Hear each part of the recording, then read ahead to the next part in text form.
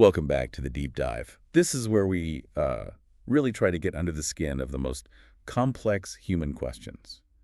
We use psychology, history, science, whatever tools work best. And today, well, we're tackling something pretty fundamental, maybe even disturbing. It's that age-old question, but with a twist. Are we inherently good or, inherently evil? But we're pushing past the simple nature versus nurture thing. We're diving straight into a hypothesis that's, frankly, quite radical. Yeah. And uncomfortable. Yeah, it really is. Think about the people you know, the ones you'd call genuinely good-hearted. Pillars of the community, kind, always helping out. The dependable ones. Exactly. Now, here's the hypothesis we have to face today. What if those people are just, well, untapped villains? Oof.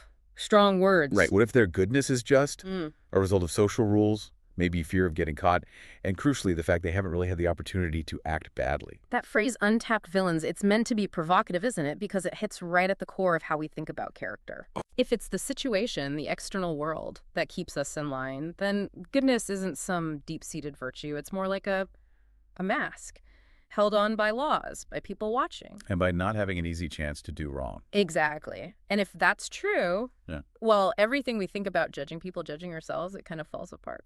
So that's our mission today. What's really in control? Is it our inner self, our character ethics, or is it the sheer force of the situation, the situational ethics? We're going to look at some of psychology's most famous and, frankly, most disturbing experiments. Not just what happened, but why it happened, what mechanisms were at play. And ultimately, we want to get to this idea. Maybe genuine goodness isn't just something you are. Maybe it's something you do, an active skill, something you actually have to learn and work at. It takes effort. It's a deep dive that really asks you, the listener, to look inwards, to think about how much external pressures might be shaping you, maybe more than you realize. Yeah. We'll see that the line between good person and bad person might be a lot blurrier than we like to think. It might depend more on the circumstances you find yourself in. Okay, so let's really dig into this opportunity hypothesis. It leans heavily on this concept from social psychology called the power of situation. Right. And the basic idea is what? Yeah. That where we are matters more than who we are. Pretty much. The argument is that the environment, the immediate conditions you're in, they often dictate your behavior much more strongly than any, inherent personality traits you might have. The situation calls the shots. In many cases, yes. And this is where we absolutely have to talk about those big landmark studies, the ones that really shook up our ideas about fixed moral character back in the 20th century. Because they were designed specifically for this, weren't they? To see what happens when you give ordinary people. Exactly. Ordinary, psychologically screened, healthy people. Give them a chance to wield power or inflict harm, but within a system that seems legitimate, sanctioned almost. And the first one that always comes to mind, the really infamous one, has got to be the Stanford Prison Experiment. Zimbardo, 1971. Oh, absolutely. A classic and, terrifying case study. The setup, most people know the basics. Ordinary college guys, mentally healthy. Randomly assigned roles, right. That's crucial. Randomly assigned to be either guards or prisoners in this mock prison Zimbardo set up in a Stanford basement. No pre-selection for, being tough or being submissive. Pure chance. And the assumption, I guess, was that their normal personalities would shine through. It'd be a bit boring, maybe. That was the hope or expectation instead. Well, it was supposed to run for 2 weeks. But it didn't last nearly that long. 6 days, wasn't it? Only 6 days. Zimbardo had to shut it down. And the reason was the guards. They didn't just play the role, they became the role with shocking speed. What did they actually do? How bad did it get? It went from just, basic supervision to genuine psychological abuse very quickly. They started demanding degrading tasks, using humiliation, sleep deprivation, making up arbitrary, harsh rules just because they could. Wow. Just ordinary students a few days before. Exactly. And Zimbardo's takeaway was pretty stark. He argued that the opportunity itself, the power, the authority, the role, it sort of unleashed something. He called it the devil within. Not because they were bad guys inherently, but because the situation allowed it, even encouraged it. Okay, but let's get into the why a bit more. What was the psychological mechanism? How could they just shed their normal selves like that? The key concept Zimbardo pointed to is de-individuation. De-individuation, meaning? Losing your sense of individual identity. When those guards put on the khaki uniforms, the reflective sunglasses, a big one, that preventing eye contact, and got the nightsticks. The symbols of power. Right. They stopped thinking of themselves as Mike or Dave, the psych majors, they Yeah. became the guard. And when you're de-individuated, you lose self-awareness. Your sense of personal responsibility just evaporates, So you feel less accountable for your actions. much less. You feel like you're just acting as part of the system, doing what the role demands, not making individual choices. The uniform becomes the justification. That's genuinely chilling. The role itself gives you permission to do things you'd normally find abhorrent. That's the power of the situation, yeah. It provided a script for how to behave, and the guards, lost in the role, they followed it. Now, we should add... There are critiques, right, of Zimbardo's study. Oh, absolutely. Important critiques. People talk about demand characteristics, like, were the participants just acting how they thought Zimbardo wanted them to act? Did he coach them too much? Was there maybe some bias in who volunteered in the first place? So it's not quite as clear-cut, maybe? The interpretation is debated, certainly. But even acknowledging those critiques, the sheer speed and intensity of how things went downhill, it's still a powerful demonstration of how situations can shape behavior, even if it's not the only factor. Okay. So Zimbardo showed what happens when you give people power. What about the other side? What happens when you just tell people what to do? Yeah. That brings us to Stanley Milgram.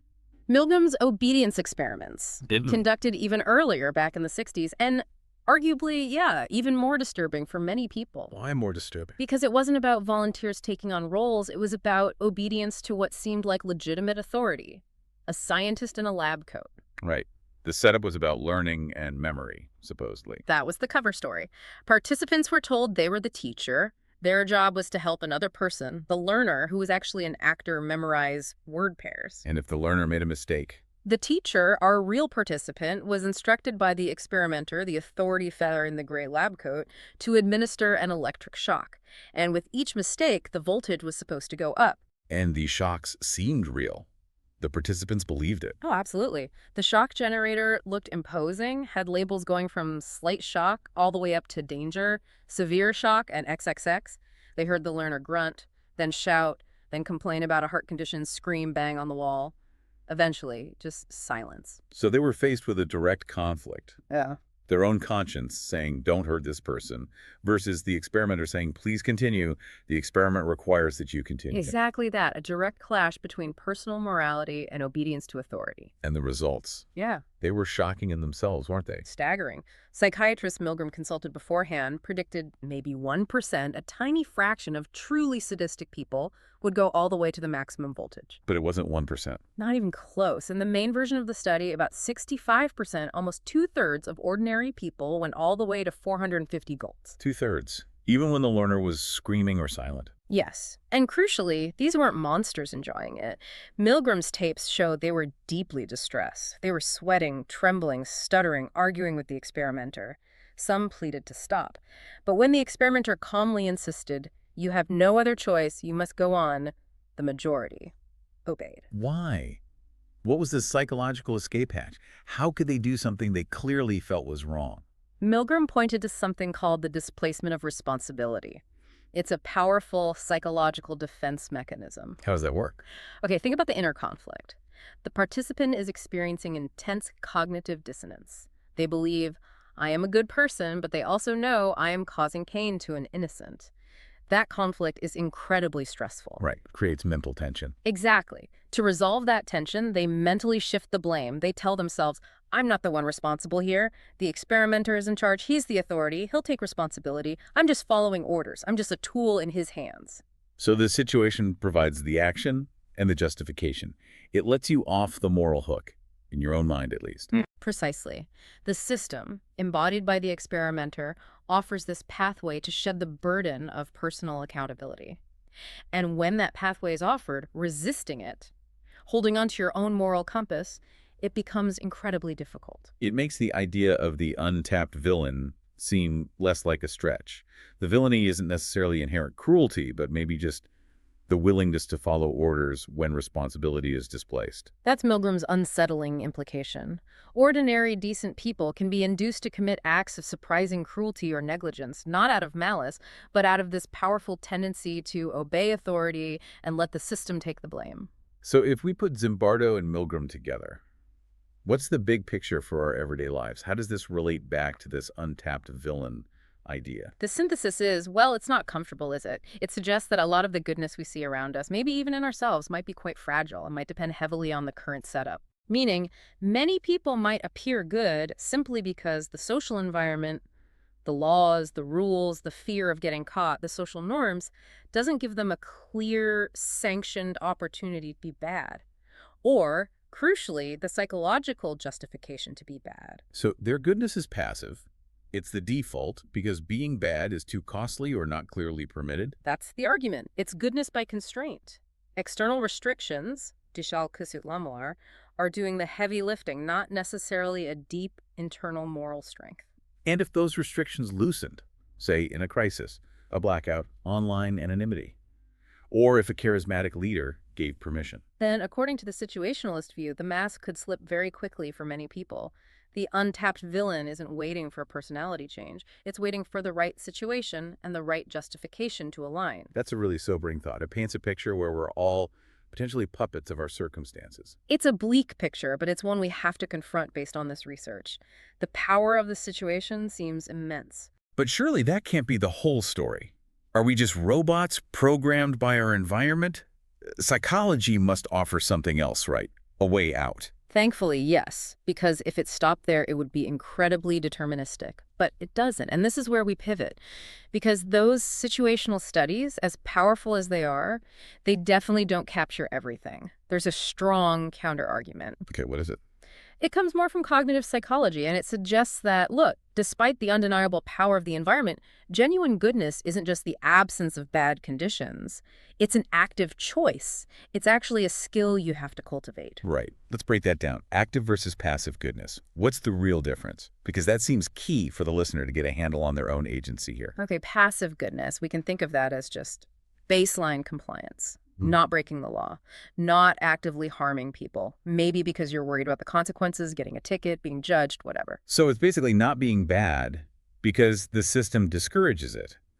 Moral behavior driven by external constraints. Exactly. It's the default setting when the costs of wrongdoing are high. Now, active goodness, that's a whole different ballgame. How so? Active goodness requires deliberate effort. It often involves pushing back against an easier path. And here's a critical insight. Bad behavior, impulsive stuff, that's often System 1 thinking. Fast, automatic, intuitive. The easy route. Right, like snapping at someone when you're stressed or taking the bigger slice of cake without thinking. It requires very little cognitive load. It's easy. Which means active goodness must be System 2 thinking. Slow, deliberate, effortful. You have to consciously engage. okay. Active goodness demands conscious thought, real empathy, and serious cognitive effort. Ilishil Shaba. You actually have to pause, override that fast, easy, often selfish impulse from System 1, and engage the slower, harder calculation. What's the right thing to do here? How does this affect others? That internal override, that pause, that's the first step. It takes work. It takes mental energy, which brings us straight to the cost factor, Meliette. Right. If being actively good was easy, it wouldn't be considered a virtue, would it? Absolutely not. Real active goodness almost always comes with a price tag. It might cost you time, energy, sometimes money, sometimes social standing, sometimes just comfort. Like stepping in when you see injustice, even if it's awkward. Yeah. Or helping someone when you're already late. Precisely. Your willingness to pay that cost is the proof that it's an active choice, not just passive compliance. It shows you're prioritizing an ethical value over personal ease or gain. It makes me think of Eric Fromm again. We talk about his idea of active love before, not just a feeling, but something you do, an effort you make. That's a perfect parallel. Fromm saw love as a practice requiring care, responsibility, respect, knowledge. Active goodness is the moral equivalent. It's a discipline. It requires ongoing effort, cognitive engagement. It's what separates someone truly trying to be ethical from someone just coasting along, not causing trouble. And this really shines a light on the people who didn't go along in those experiments, the dissenters. They chose the costly path. They are the crucial counterpoint. They demonstrate the power of moral courage. Alaki Seseret. Because we have to remember, right, not everyone in Zimbardo's prison became a brutal guard. Not everyone in Milgram's study went to 450 volts. Exactly. In both studies, there were individuals who resisted, who questioned the authority, who refused to follow the harmful script, even when they were pressured or ridiculed. What made them different? Yeah. Psychologically, what was going on with those who resisted? Did they just have a stronger character? It's probably more complex than just a stronger character label, but research suggests a couple of things might be key. First, they often manage to maintain their sense of individual responsibility. They didn't get lost in the role or displace blame as easily. They resisted that de-individuation. They held on to themselves. Right. And second, a really interesting finding is that effective dissent often started early. People who refuse the first small immoral step, like the first mildly abusive order in Stanford, or the initial low-voltage shocks in Milgram, found it much easier to resist the bigger steps later on. So drawing the line early is crucial. Saying no to the 15-volt shock makes it psychologically harder to justify the 450-volt one later. Exponentially harder. Once you've compromised your principles once, the next compromise becomes easier to rationalize.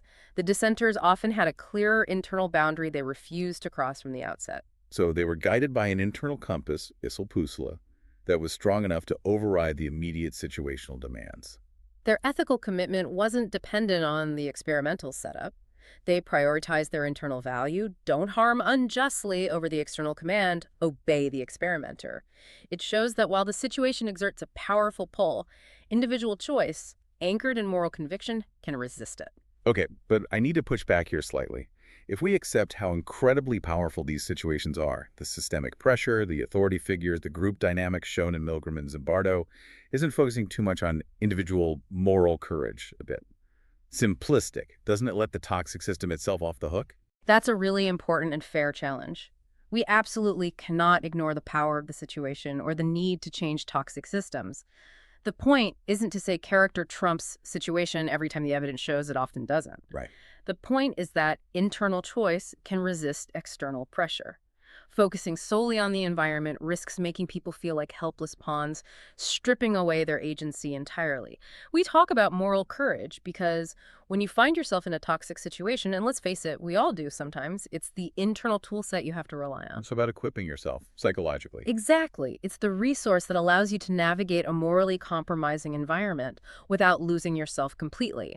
It's how you try to remain human when the system wants you to be just a cog in the machine. That reframing helps. It's about building resilience. Now, let's zoom out even further. How does this internal struggle fit with the bigger picture of, say, evolutionary psychology? If evolution is about survival of the fittest, where does goodness or altruism, as Gillick, even come from? Isn't it all just selfishness deep down? Well, that's the fascinating thing. Evolutionary psychology doesn't only explain selfishness. It actually puts a lot of effort into explaining altruism, why we sometimes help others at a cost to ourselves. Because that seems counter-evolutionary on the surface, right? Helping someone else potentially reduces your own resources or chances. For the individual in the short term, maybe. But think about group survival. A group where individuals cooperate, share food, protect each other, warn each other of danger. That group is far more likely to survive and thrive than a group of purely selfish individuals constantly at each other's throats. So cooperation has an evolutionary advantage for the group as a whole. A huge advantage. And concepts like reciprocal altruism come into play. I'll scratch your back now, hoping you'll scratch mine later. Or even just the benefits of reputation being known as cooperative and trustworthy makes others more likely to help you.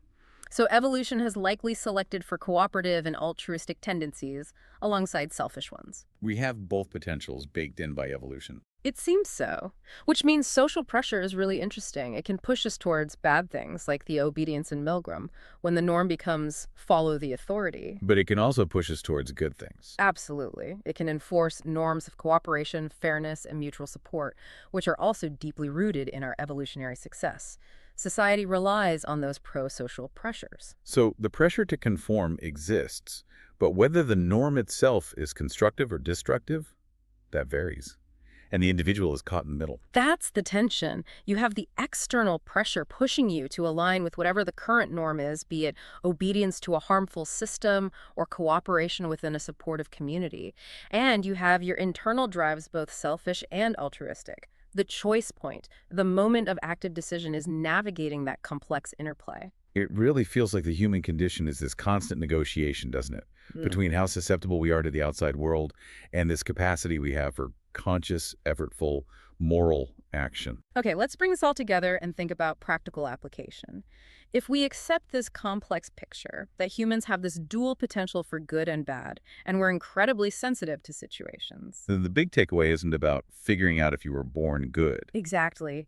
It's realizing that goodness isn't just an inherited trait you either have or you don't. It's much more like a skill, like learning piano or a sport. It's something you have to actively develop and practice. It's a moral muscle. And if we all have that potential untapped villain inside, driven by impulsive System 1 thinking, then the goal isn't just to be good, but to actively manage the conditions, internal and external, that might let that villain out. Precisely. It means we need tools, practical ethical tools for self-check, Ethikgezlückler, to keep ourselves on track. Okay, what's tool number 1? The first line of defense. Maybe the simplest, but also quite revealing, is the basic ethical test. Ask yourself honestly, what would I do if nobody could see me, if there were absolutely zero chance of getting caught or facing consequences? The ring of Aegis test, essentially, the invisibility question. Kind of, yeah. It strips away all the external motivators for good behavior, the fear of punishment, the desire for social approval. It forces you to confront your purely internalized moral code. What do you do when only your conscience is watching? And if the answer is, well, I'd probably cut corners, be more selfish, maybe dishonest. Yeah, then it suggests your everyday goodness might be heavily reliant on those external constraints. The untapped villain is perhaps closer to the surface, just waiting for the surveillance to drop. That's valuable self-knowledge. Okay, so if that test makes you a bit uncomfortable, what's the next step? How do you strengthen that internal compass? This links back to System 1 versus System 2. You need to cultivate emotional distance, the useful may safe, from your immediate impulses. We know bad actions are often impulsive, reactive. So how do we create that gap, that pause button? You need a conscious strategy. A simple but effective one is the 10-second rule or something similar. When you feel triggered, angry, jealous, frustrated, you deliberately impose a pause, 10 seconds. Don't react instantly. And in those 10 seconds. You engage in psychological reframing. You acknowledge the feeling, okay, I'm feeling really angry right now, but then you consciously separate the feeling from the potential action. Anger is just an emotion passing through. I don't have to act on it by yelling, sending that email, etc. I can choose a different response. That pause is the cognitive effort we talked about. It's activating System 2, overriding the automatic, often unhelpful System 1 reaction. It's the moment of choice. It's creating the space for ethical consideration to enter the picture. It prevents the impulsive self from hijacking your behavior. It's the kind of pause Milgram's obedient participants tragically fail to implement effectively. So emotional distance helps prevent impulsive bad actions. What about proactively doing good? What's the foundation for that? That really comes down to deep empathy training. Empathy is arguably the bedrock of active goodness. But we need to be clear about what real empathy is, right? It's not just projecting your own feelings onto someone else. Like, if I were in their shoes, I'd feel X. Exactly. That common approach is often surprisingly unhelpful because, well, you're not them. Your background, your resilience, your perspective, it's all different. True empathy isn't projection. It's the active effort to understand the other person's actual experience from their point of view. That sounds like more cognitive effort. It is. It requires deliberately setting aside your own assumptions and biases. It demands perspective-taking, trying to mentally model their reality, asking questions, listening deeply. It's intellectual work as much as emotional work. And why is this active empathy so crucial? Because it's the antidote to something really common and insidious, relational selfishness. Relational selfishness. Tell me more about that. What does that look like? It's when you appear to care about someone else's problem, but primarily because of how it affects you. For example, your friend is suffering and you feel bad for them, but maybe the deeper motivation for comforting them is to reduce your own discomfort at seeing them suffer, or to maintain the relationship you value. So you're managing your own feelings, using their situation as the trigger, rather than truly focusing on their needs for their own sake. That's the essence of it. Active, effortful empathy pulls us out of that self-centered bubble. It forces us to genuinely consider the other person's reality, their suffering, or their joy on its own terms. That allows for a truly helpful ethical response, rather than one driven by our own emotional convenience. It's hard work, but it's fundamental. Okay, so we have self-checking tools, emotional distance, active empathy. How do we weave this all together into a more resilient sense of self? This comes down to building a moral identity, doesn't it? Yes. And here, the language we use about ourselves is incredibly important. One of the biggest psychological traps is defining yourself with a static label. I am a good person. Why is that label dangerous? It sounds positive. It sounds positive, but it's brittle. If you define yourself as a good person, what happens when you inevitably slip up? When you make a mistake, act selfishly, fail to live up to that perfect standard. You feel like a fraud, like the label's broken. Exactly. It can lead to intense shame, confusion, and often a kind of what the hell effect. Well, I messed up. Guess I'm not a good person after all, so why bother trying anymore?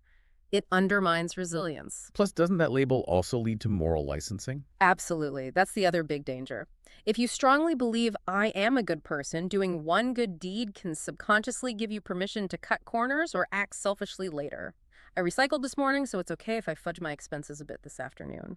You feel you've earned the right to slack off morally. So the solution is to ditch the label. How should we think about ourselves instead? The shift is subtle but powerful. Stop defining yourself as a good person, a fixed label, and start defining yourself as a person who strives to perform correct actions, an ongoing action series. So goodness becomes a verb, not a noun. It's about the doing, not the being. Precisely. It reframes morality as a continuous process, a series of choices and actions. It's dynamic, not static. And that changes how you handle mistakes. Completely. If you're a person who performs correct actions and you make a mistake, you act unkindly, you take a shortcut, it doesn't mean your entire identity collapses. It means you performed one incorrect action. And the next moment? The next moment presents a new opportunity to perform a correct action. Your identity isn't based on flawless perfection, but on the ongoing effort, the striving, the commitment to keep trying, even after you stumble. It builds resilience. It allows for learning and growth. So it's about embracing the journey, the continuous effort, rather than claiming a final destination of goodness. That's it. It's about consciously choosing the effortful path, the System 2 path, again and again, shedding that passive mask that relies on external constraints and actively choosing the light day by day, while acknowledging that the shadow, the potential for the untapped villain, is always part of the human condition. You accept the Zimbardo-Milgram potential within yourself. You have to acknowledge it. But then you consciously choose to build and use the tools, the internal compass, the cognitive effort, the active empathy to navigate ethically anyway. That's how you move from being a potential untapped villain to an active, striving, ethical actor. #outro. So this deep dive really shifts the ground under that old good versus evil debate, doesn't it? It seems less about what we are inherently and more about how incredibly susceptible we are to the situations we find ourselves in. Yeah, the potential for both light and shadow seems baked in, and those external pressures, the kind we saw in the Milgram and Zimbardo studies, they're powerful forces, often designed consciously or unconsciously to make us displace responsibility. But the crucial counterpoint we've explored is that we're not just puppets. Goodness isn't only a result of being constrained. We have these internal resources. We do. The capacity for that slower System 2 thinking, the ability to cultivate moral courage, the power of active, effortful empathy. These allow us to potentially command our own moral choices, to use that internal compass, even when the external situation is pushing us hard in another direction. But it's not easy. It takes constant vigilance, doesn't it? Real cognitive effort, accepting the cost of doing the right thing when the easy thing is right there. It's the ongoing work, but it's the path that takes us beyond being just vulnerable, untapped villains waiting for the wrong situation. It makes us resilient moral actors defined by our consistent actions and striving, not by a fragile label. So we want to leave you, our listener, with a final thought, circling back to that provocative idea we started with. When you next face one of those moments, maybe a situation where nobody's watching, and anonymity gives you an easy out, or authority pressures you to do something questionable, or just simple selfishness feels tempting. That moment where the passive mask could slip. Will you recognize it as an opportunity? Not an opportunity for villainy, but the opportunity to actively choose goodness, to engage that effortful, conscious, ethical part of yourself. That choice point is where true morality lives. Something to reflect on this week. Thanks for joining us for this deep dive into the shadow under the mask of goodness. We hope it sparks some thought about your own ethical muscles and the effort needed to flex them. We'll see you next time for the next deep dive.